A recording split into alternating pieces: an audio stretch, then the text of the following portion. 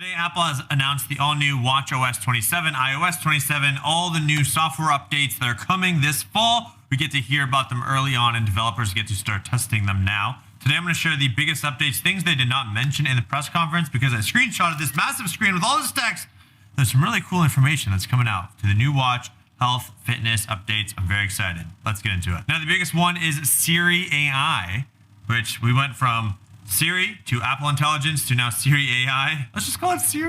I don't know, but it's going to be more advanced, more exciting. Be able to continue conversations that you have on all your devices, across your devices, from your watch, iPhone, iPad, Mac. Very excited for that. In watchOS 27, we are also getting updates to Workout Buddy. I think it's coming in Spanish, perimenopause and menopause experience, a new one-handed tap gesture to allow us to select widgets like in Smart Stack, which we didn't get to visually see, but I'm very curious how that works. A consolidated Find My app, because there used to be multiple different apps for devices and people. New Smart Stack suggestions. Well, I'm excited to see how that works. And then refinements across the watchOS experience, speed updates, redesigns, things like that we didn't get to see, but it was listed on the keynote. A new dynamic app grid.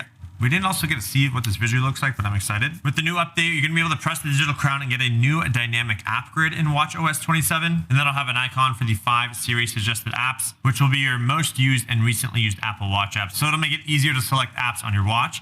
Workout Buddy is now available in Spanish, and it can be used on the Apple Watch when you don't have your iPhone nearby. And Workout Buddy will also incorporate even more fitness data when it's delivering motivational insights to you. The Health app is bringing support for perimenopause and menopause in cycle tracking, so you get notifications about cycle deviations inclusive of perimenopause. Apple Fitness Plus introduces Strong Through Menopause. So it's a progressive 3-week program featuring yoga and strength workouts designed to help you navigate perimenopause and menopause to help keep building strength, improving your balance and mobility, and reducing stress. So customized workouts for you, as well as a new episode of Time to Walk that features actor Busy Phillips sharing stories from her life, including her journey with perimenopause. So a lot of big perimenopause and menopause updates, as well as some educational features coming in the app soon. The new tap gesture. So how this works, I guess, is you can double tap with your index finger, boom, boom, and then thumb to scroll through Smart Stack, and then a single tap to select an individual widget, and then a wrist flick to return to the watch face,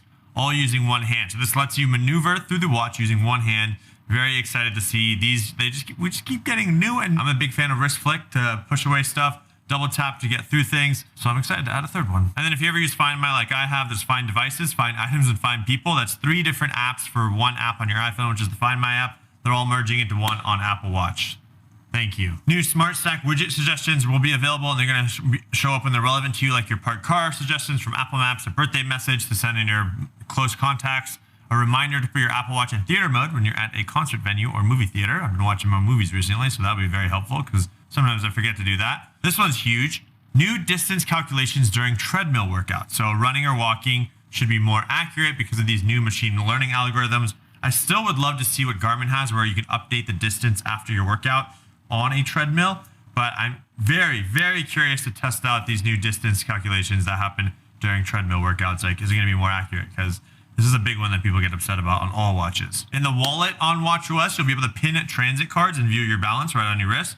You can create a customized pass with iOS 27 using any card, or a membership with a barcode or QR code like a library card, then pin it to your Smart Stack for easy access. So let's say, like, I do have a gym where they don't support Apple Wallet. I don't know why. I hope that I can now take that. They do have a weird generative thing where they recycle the code, but maybe I have to test this out, where I can now put that QR code in my watch because I can't go to the gym without my iPhone. It'd be nice to have it pinned in my watch, have the QR code barcode ready, just show up, scan, and be good to go. Especially for gyms that don't support Apple Wallet. Looking at you, Equinox. And finally, faster media playback on the Apple Watch. We're getting faster workout start in the workout app, so you can start your workouts much quicker. That's going to be huge because I do feel like there is a slight delay. 100 milliseconds, that's below that threshold, and everything feels instant. So the closer we can get below 100 milliseconds, the better. There's going to be a synced step count in the health and fitness apps. I don't know, maybe one day we got to merge these apps, but that'll be nice that you know that the step count in both apps will be the same.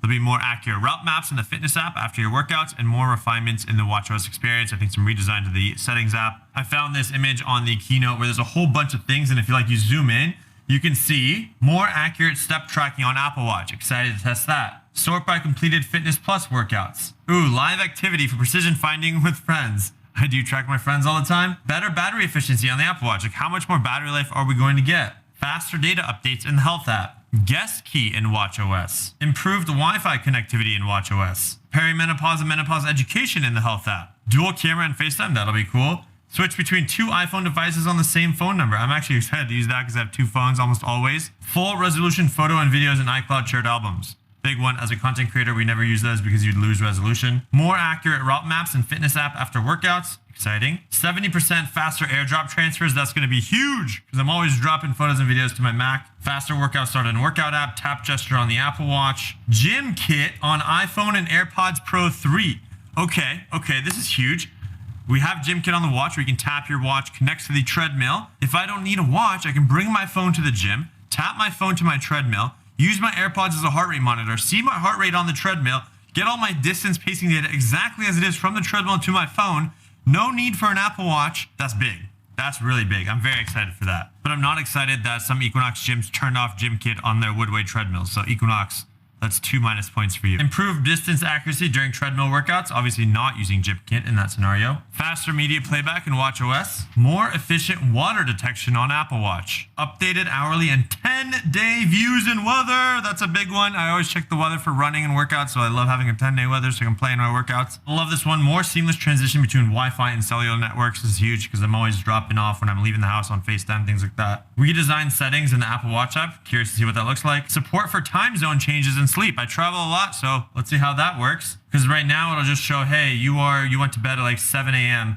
and woke up at 12 p.m. when you changed time zones. New smart snack suggestions in watchOS. Faster app extension launch in watchOS. The irregular periods and perimenopause and menopause features inside of Apple Health I think look very interesting. This is how it's going to work. You can be able to log information. There's educational tabs as well to learn more about it. Another big one is custom EQ for AirPods. You can go ahead and change your low, mid, and high. You can make it custom and then go ahead and change your low, mid, and high. But I'm very excited. I will be downloading the developer beta just to get comfortable with all of it. Let me know what questions you have and we can share more updates once the public beta comes out. Remember, subscribe to notifications. You know I love the Apple Watch. What kind of test do you want to see in New York City? We'll see you in the next video. Peace.